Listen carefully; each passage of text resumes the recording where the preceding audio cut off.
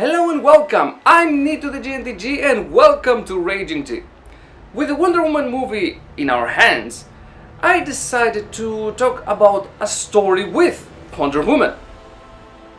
But Wonder Woman is a character that has a huge history behind her, with 1,000 stories, many villains and a few different origins. Then, as you can see from the title of this video, I found a pretty good title for newcomers especially. So let's take one of the best comic book writers out there, Grant Morrison, and combine them with one of the most iconic female superheroes, Wonder Woman. And as a result, you have a story filled with Greek mythology, written in a style reminiscent of ancient Greek tragedies. And you have the origin of Wonder Woman in Earth 1.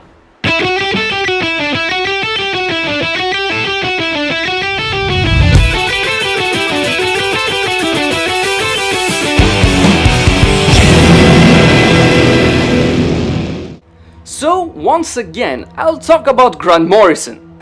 I talked a little bit more about him in my All-Star Superman review. But, once more, I'll say that he's an excellent writer, master at creating comics that don't have a linear story. He has created many works, and although I haven't read many of them to tell the truth, the ones I've read are just amazing and thought-intriguing. The art was made from Yanick Paquette, and he was the artist of works like the New 52 Swamp Thing, Civil War X-Men, and the cover creator of many DC books like Batgirl the Birds of Prey, Justice League, Batman, Flintstones, Scooby Apocalypse, and many more. Needless to say that before I begin talking about this book, I had to study a little bit, but it was worth it, and more about that later. For now, I'll say that Wonder Woman Earth 1 is one of the books that adds to the Earth 1 line and completes the DC Trinity.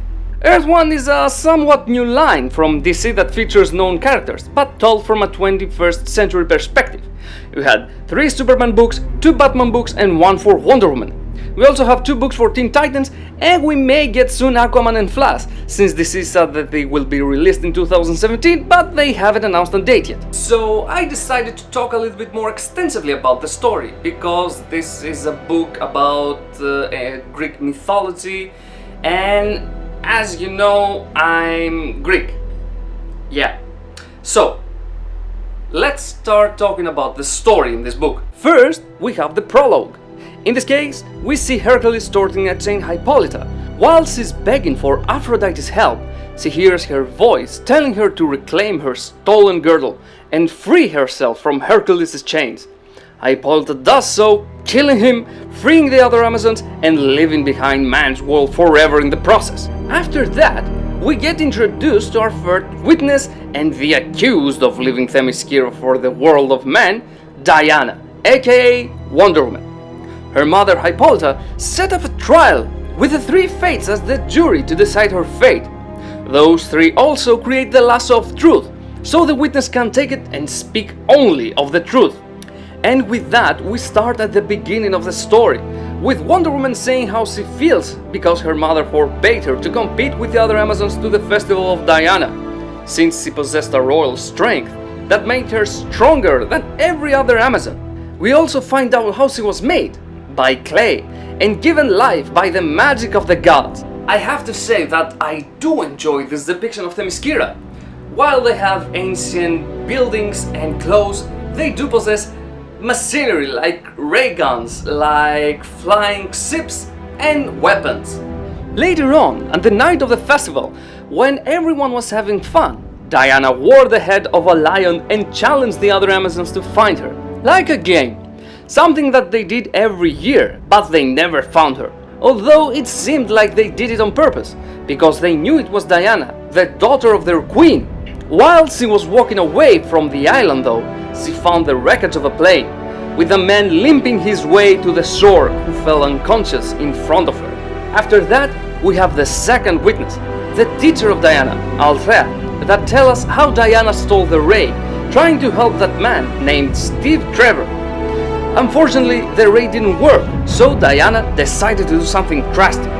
She revealed her strength against the other champion Amazon, defeated her, something that had never happened in a millennia, and while she was being crowned as the new champion, and while the other Amazons were screaming how unfair that was, she asked for the swan plane of Mala, the previous champion and lover of Diana. Unfortunately, after a talk with Hippolyta that tried to make Diana see the truth and the errors of her path, they found out that she has hidden a man from them. They hunt them down, but Diana managed to put Trevor in the plane and fly to his home to get medical help to USA. Hippolyta, having felt betrayed by Diana, went to the underworld to awaken the mother of monsters. While all those were happening, we changed witnesses again, from Althea to Mala and Diana again. And we see her how she managed to reach USA, getting Trevor to the hospital, and then Diana was confused by the medical technology they had.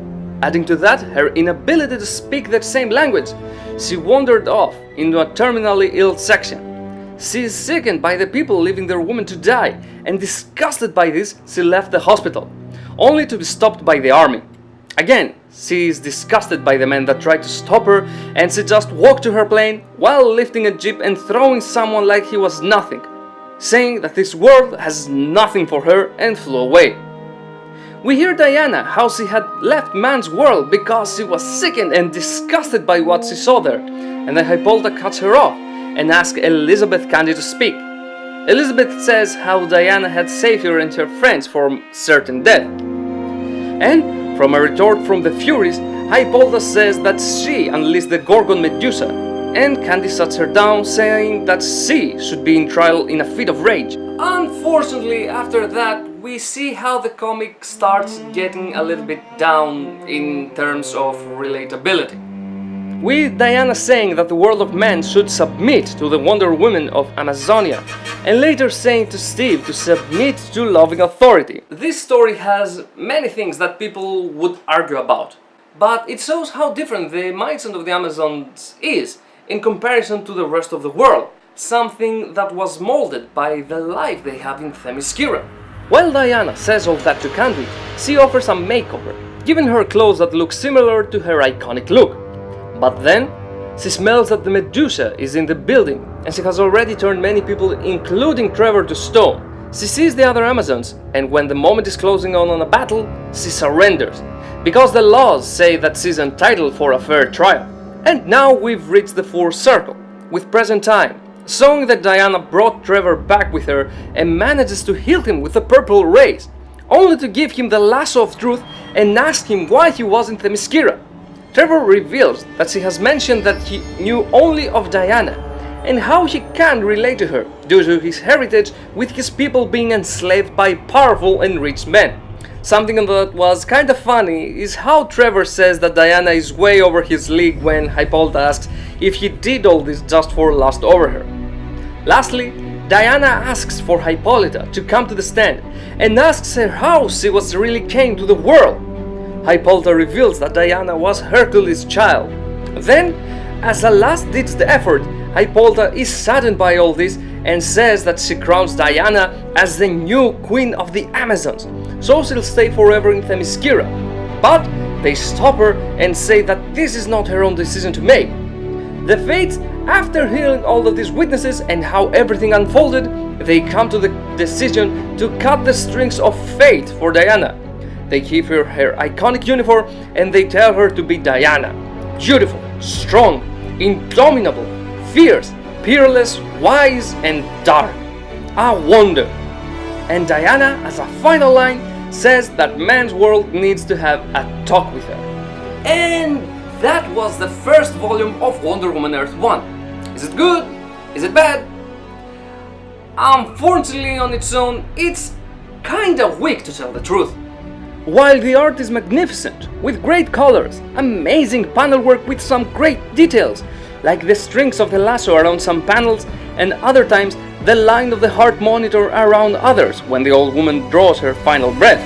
They work in conjunction with the story to weave an origin that has elements of the origin we know, along with some new elements, being the kid of Hercules, for example. But the story, as I said, is kinda weak on its own. It has many moments that are more gender-based, something that I think removes the element of the timeless story.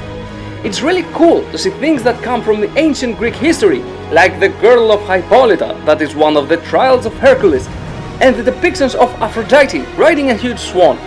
Plus, some nice Easter eggs like Donna Troy being front and center in some pages. Another thing that I personally enjoyed is the presentation of the story.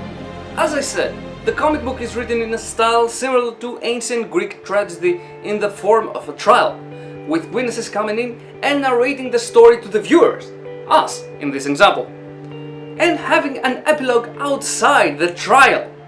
Unfortunately, this book is what it is, an origin story.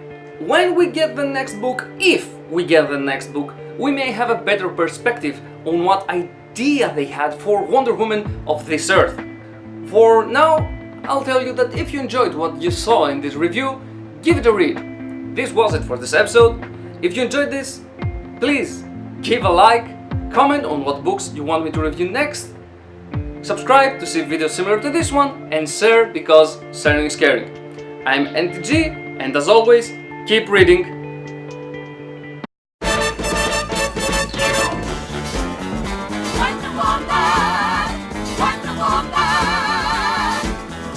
All the world is waiting for you and the wonders that you do in your satin tights, fighting